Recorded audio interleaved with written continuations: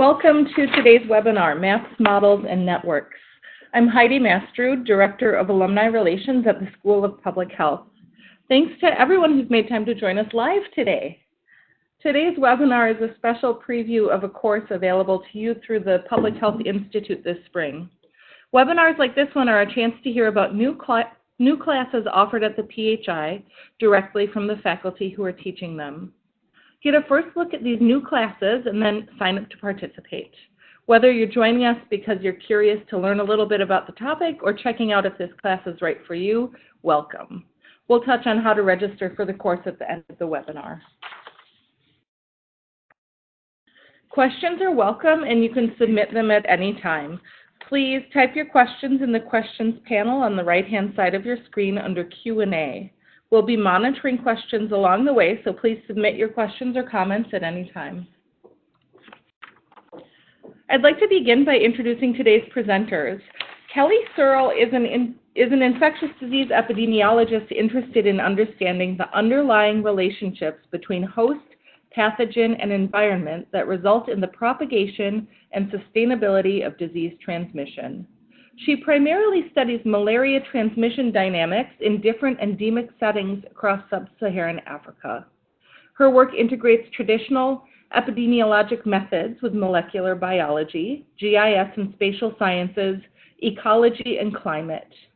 The overarching aim is to understand how malaria impacts communities and inform policies to implement the most efficient package of interventions to reduce the burden of malaria and eliminate it where feasible. She's currently working in rural areas of Zambia, Zimbabwe, and Mozambique. Kumi Smith's research seeks to adapt cutting-edge prevention tools, particularly for HIV and STD control, for use in resource-constrained settings. Her current work focuses on infectious disease dynamics, clinic-based interventions, and patient-provider relations. Most of her research to date is based in China. Welcome, Dr. Smith and Dr. Searle. I'll turn the webinar over to you now. Great. Thanks, Heidi. Hi, everyone, and welcome to our webinar preview for our upcoming Public Health Institute course, Maps, Models, and Networks, Demystifying the Jargon Around Infectious Disease Epidemiology. This course is the brainchild of myself, Kelly Searle, and my colleague, Kumi Smith, who are both infectious disease epidemiologists in the Division of Epidemiology and Community Health here in the School of Public Health. So Kelly and my main motivation in designing this course, if I need to regress is to give everyone a working understanding of the methods that we're finding to be increasingly used in infectious disease research. Studies using geospatial analysis, what we're calling maps, and transmission dynamics, what we're calling modeling, are becoming more common not only in the academic literature, but also in the lay media. And as public health practitioners, this means that you guys are likely facing more and more questions from friends and family about what do these studies really mean and what are these techniques actually doing. So we can't make you an expert in these methods in a matter of days. Kelly and I have been learning these methods for years and we're still not there. But our course will seek to do the following. One is to give you an applied understanding of how these methods work. Two, to provide you with a working knowledge so that you can become a more informed consumer and a critical consumer of studies that use them. And third, we want to equip you with enough information to pursue further training if you should want it. So from here, Kelly and I want to just walk you through a small preview of the ways that maps and models have given us useful insights into infectious disease epidemiology. This is meant to be sort of teaser type material for what you'll encounter if you take our Public Health Institute course. All right, great. So I'm going to talk about some maps. And so like Kumi mentioned, maps are starting to become ubiquitous in the dissemination of public health research, especially in the media. So whenever we read or hear about a current outbreak, an emerging infectious disease, or even any media focus on a disease in a population, we've become accustomed to seeing maps highlighting the distributions. And this makes sense epidemiologically because we're trained intuitively to think about person, place, and time. So maps are a seemingly very easy way to visualize the place. But this is a bit oversimplistic and can be sometimes unintentionally misleading. And the misleading mainly comes from using just place in the map and not taking into account the underlying population and the time frame. So you may be thinking, why would these other factors need to be taken into account? Okay, taken into account when making a map of disease distributions, because it is simply just a map. But at the heart of it, in public health, we want to utilize these maps informatively to direct our interventions. And we want to direct these interventions in the most efficient and effective ways. If we only use maps of cases or even rates, we may not be reaching those at most risk, but just those in high population density areas. So it's a bit of rethinking place. Place matters not only in a geographic sense, but also in the environmental sense, because people tend to cluster in places based on their shared social, economic, and demographic features. And to highlight this, I'm going to use an example a little bit outside of my infectious disease comfort zone, but fortunately into that of my colleague Kumi's. So we're going to talk about gonorrhea in Baltimore, Maryland. And gonorrhea is a sexually transmitted bacterial infection. And as an infectious, sexually transmitted infection, there is an inherent spatial dependence in its transmission. So we're starting to think about this in terms of an environmental feature.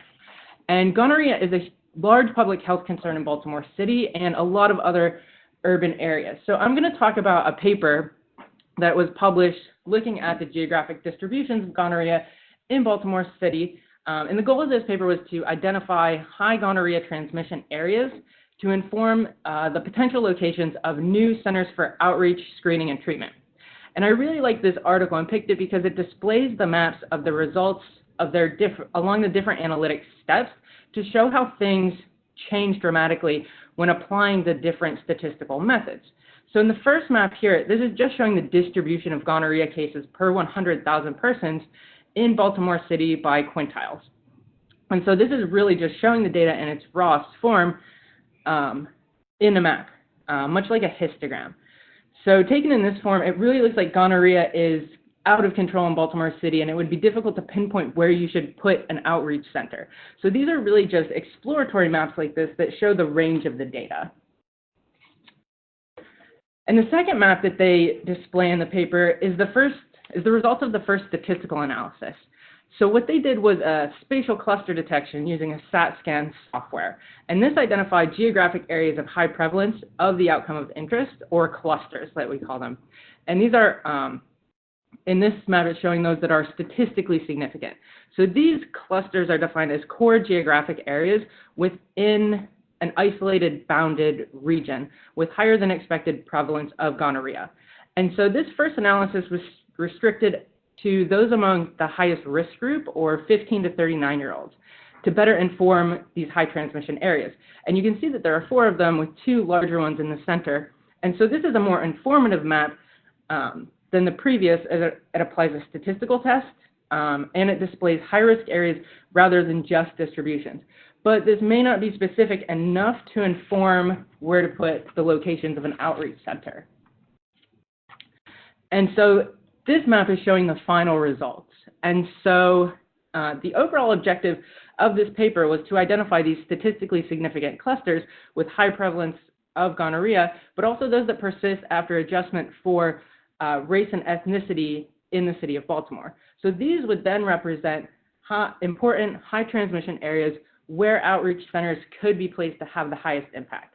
So this map shows the final analysis using the same cluster detection methods, but this time accounting for the high-risk age group and the heterogeneity of the racial and ethnic distributions within Baltimore City. And what they found were these 8 much smaller geographic clusters throughout the city. And from a program perspective, this map is much more useful for determining how to efficiently place directed resources such as an outreach center to these high transmission areas.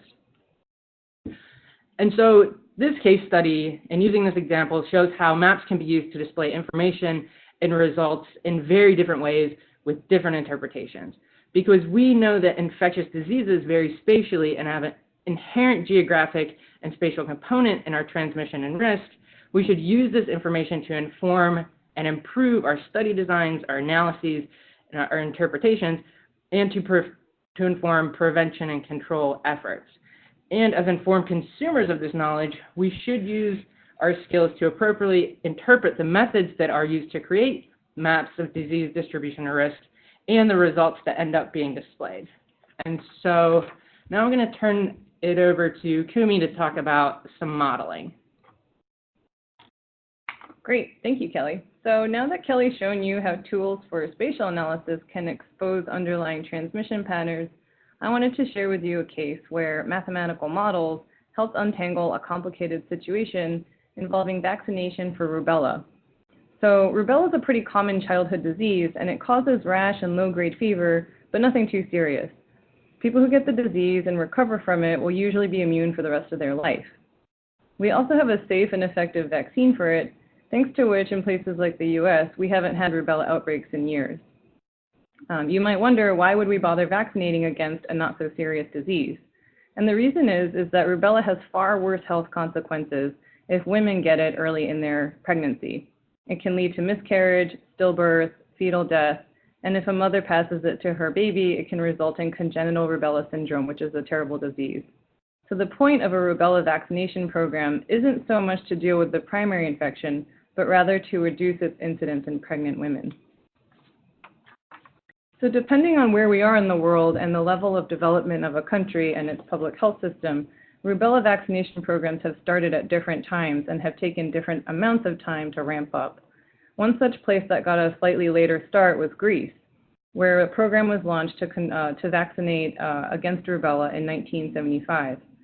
So the health authorities there were keeping in mind that the point of these programs is to prevent infection in pregnant women, and therefore decided to target babies for vaccination because they're the most likely sources of infection in women of childbearing age. The graph on the right shows reported rubella cases before and after the vaccination program started in 1975. You can see how outbreaks persisted in spite of the program, which isn't a great thing, but then again wasn't such a big crisis because rubella itself isn't too scary a disease when it happens. But then in the mid-1990s, something way more concerning happened. This graph zooms in on the 1990s portion of the previous graph, and the green line here shows us reported cases of rubella as absolute case counts. And then you see in the orange bars the sudden spike in the number of reported cases of congenital rubella syndrome. Remember, that's where the mother passes it to her baby. This was something that Greece had not seen in decades. This public health outcome was not only frightening but confusing, since this was the very thing that the vaccination program was meant to prevent. So what was going on? So basically what we think is that this was a real-life demonstration of what mathematical models had been theoretically arguing for a while. Researchers had been using models to essentially synthesize tons of different pieces of observational knowledge about rubella, stuff like the speed at which infection spreads, how long someone with rubella stays infectious, the age at which most people get infected, and tons of other stuff. And with all that data, they created epidemics under different hypotheses and identified a phenomenon shown here, and which is to say that when we effectively control the spread of an infectious disease, a certain side effect of this is that we will boost the average age at which people will get infected. So to repeat, when you effectively control a disease and reduce the speed at which it spreads, the average age of people who still do get infected is going to be higher. And this relationship is linear. So the more effectively you control infection, the higher the average age of infection. This graph demonstrates the concept empirically, and you can see that in these two lines showing age distributions of reported rubella cases from early and later in the Greek epidemic, you can see that the peak of the age has shifted between the earlier epidemic in light blue and the later epidemic in dark blue. So the fact that the average age of rubella infection increased in Greece in and of itself wasn't unexpected. Rather, the problem came from the fact that the age didn't go high enough. And that may have been because the level of vaccination coverage in babies wasn't as high as the health authorities had planned, which may have been an implementation problem. So whereas the hope was that the average age of infection was going to increase so high as to surpass women's childbearing age, in practice it actually increased and settled right at the very age that they had been trying to avoid. So overall, the vaccination program led to far fewer cases of rubella in Greece overall. However, the infections that were happening were now among older people. And in the case of women who were getting pregnant at the time, this had disastrous consequences. So insights about what had unfolded in Greece was informed by what mathematical models had predicted for years. In the modeling portions of this course, we'll be looking at how such models work, how they're put together, and the ways they're adapted to answer different types of questions. We'll also be discussing their powers and pitfalls. Okay, that was great. Hopefully you have a little flavor of what we'll be presenting in our course this summer, and what we really want you to walk away with is an applied understanding of geospatial and transmission modeling for infectious diseases. You have the knowledge and understanding of what they are, how they work, and the abilities to interpret the methods and findings from journal articles or that you see in the media. We'll be using real-world case studies that are relevant to our own work, classical infectious disease epidemiology, and new and emerging diseases and topics being actively covered in the media. During the course, we'll devote about half of the in-class time to practical didactic exercises for you to do in groups to gain hands-on knowledge while we're there to actively guide you through these activities. And lastly, we developed this course based on methods that we work with and specialize in, but have had to actively seek out expertise to guide our own training. We're motivated to put this course together to spread this knowledge and fill this gap in understanding around infectious disease epidemiologic methods. And so we're really excited for this course and anticipate that it's going to be a lot of fun. And so now we're happy to take any questions about anything that we've presented or the course in general. So just as a reminder, we have them all. Oh, yeah. As a reminder, you can type questions into the chat or the Q&A box on the right side of your screen if you have any. We can take questions about the specific content that was shared today or about registering for the PHI. We'll wait just a minute to give you all some time to think of a question.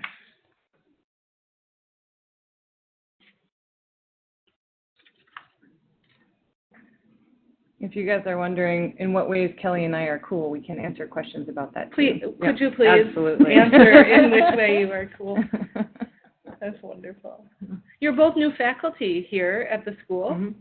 Can you give us just a tiny little how you got to the U of M? Where were you before? Before this, I was in Baltimore at Johns Hopkins, and I'd been there for a long time. I started in 2010 as a master's student and then proceeded on to my doctoral work there. And then when I was done, I decided that I would stick around for another 2 years to do some postdoc work. And during that postdoc work was really when I started exploring a lot of the geospatial modeling and that portion of my research and really getting down to the technical bits of it. And explored other disease systems outside of malaria. And through that, I really worked on my methodologies, but also decided that I wanted to pursue malaria more in depth using the new methods that I'd learned and gained. And so that's when I applied here. And luckily, there was an opening in infectious disease epidemiology specifically, and interviewed last spring. Right, and then started in August of this year. That's wonderful. Yeah. How about you? Yes, this is Kumi. I have a very similar path as Kelly, but except I came via the University of North Carolina, Chapel Hill. So we've both experienced big climate changes coming here. Well, we're really happy to have you. Thanks again to our presenter. Oh, one question. Will the last day of the PHI course be spent listening to student presentations? Kumi, will it? It's a really great course. Great question. Let us review. We're pulling up this info right now. Just a moment. Here it is. Sarah Orlando, it's been a little while since we've put together these details.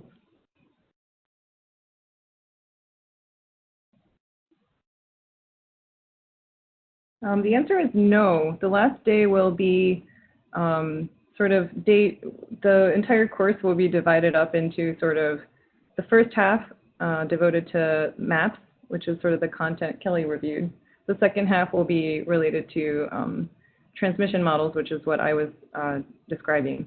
So day 3 and 4, which become Wednesday and Friday, those 2 days will be devoted to transmission models. There will be a little bit of time at the end to sort of discuss the integration of all these methods and, you know, general sort of reflection, discussion, and debate time. But we will not be having like a full day of student presentations, no. Wonderful. Thank you. And thanks again to everybody that joined us live today, as well as to our presenters. If you are interested in joining this class or checking out the many interesting options available to you, you can go online to search Public Health Institute at the School of Public Health, and you'll see a full course catalog. If you have any questions at any time, feel free to reach out to us at the School of Public Health, and we'll get you the answers that you need. Thank you for joining us, and have a great day.